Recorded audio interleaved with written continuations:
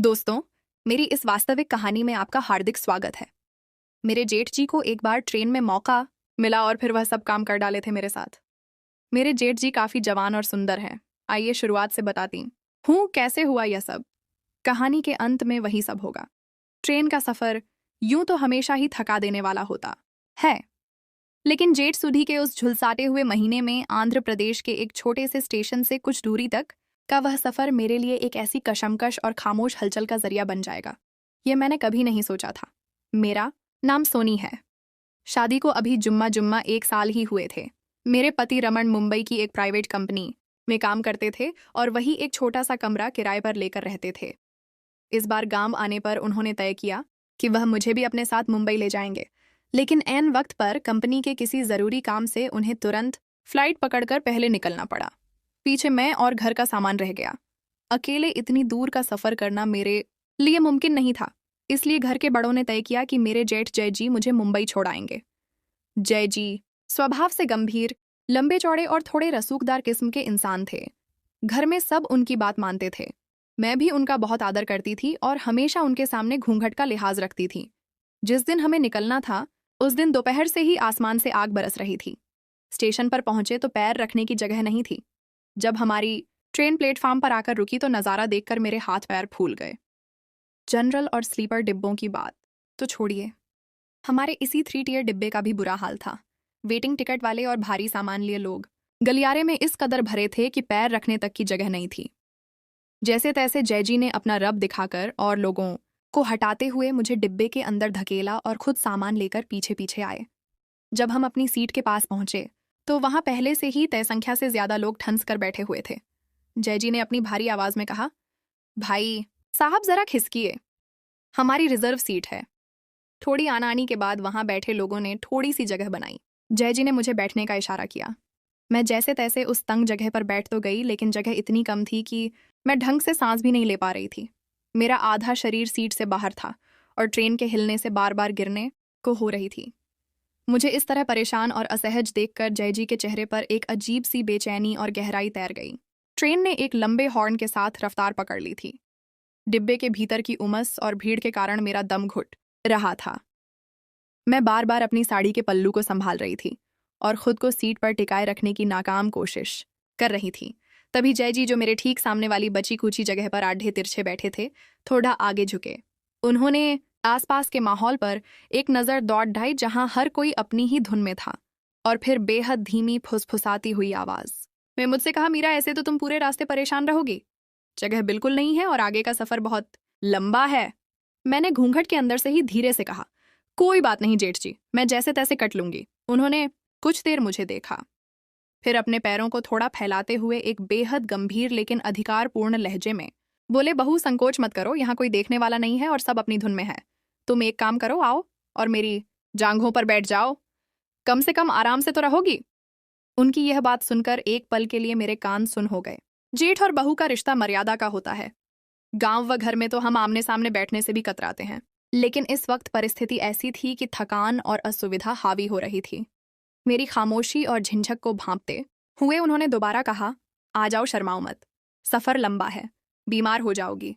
न जाने उस वक्त मुझ पर क्या हावी था, भीड़ का डर या जय जी की बातों का असर। मैंने धीरे से कदम बढ़ाया और संकोच से सिमटते हुए उनकी जांघों पर बैठ गई। जैसे ही मैं उनके ऊपर बैठी, मुझे उनके शरीर की तपिश और मजबूती का एहसास हुआ। मेरा दिल इतनी तेजी से धड़क रहा था कि मुझे लगा शायद उन्हें भी उसकी आवाज सुनाई दे रही होगी। शुरुआत में सब कुछ सामान्य था। जय जी ने मुझे सहारा देने के लिए बस हल्के से छू रखा था, लेकिन जैसे जैसे ट्रेन ने रफ्तार पकड़ी और पटरियों के मोड़ पर झटके खाने लगी, माहौल बदलने लगा। अचानक ट्रेन ने एक जोरदार ब्रेक लिया। आगे की तरफ गिरने ही वाली थी कि जय जी के दोनों मजबूत हाथ तुरंत आगे बढ़े और उन्होंने कसकर मेरी कमर को थाम लिया। उनका यह स्पर्श सामान्य नहीं था। उनकी उंगलियां मेरी कमर पर टिक गईं। उन्होंने मेरे कान के पास झुककर कहा, देखना संभल कर, तुम्हें पकड़ लेता हूं, नहीं तो तुम गिर जाओगी, भीड़ बहुत है। उनकी आवाज में एक अजीब सी खनक थी। मैं कुछ कह नहीं पाई, बस धीरे से सिर हिला दिया। मैं समझ रही थी कि वह इस मजबूरी का फायदा उठाकर मजे लेने की कोशिश कर रहे हैं, लेकिन उस बंद डिब्बे में और उस भीड़ में मेरे पास विरोध करने का कोई सीधा रास्ता भी नहीं था। जैसे जैसे रात बढ़ने लगी, डिब्बे की लाइटें मध्यम हो गईं। लोग अपनी अपनी सीटों पर उगने लगे। ट्रेन के चलने और रुकने का सिलसिला जारी था और हर ब्रेक के साथ जय जी के बहाने बढ़ते जा रहे थे। कभी जब ट्रेन दचका खाती तो उनका हाथ मेरी कमर से सरक कर धीरे से मेरे पेट पर आ जाता।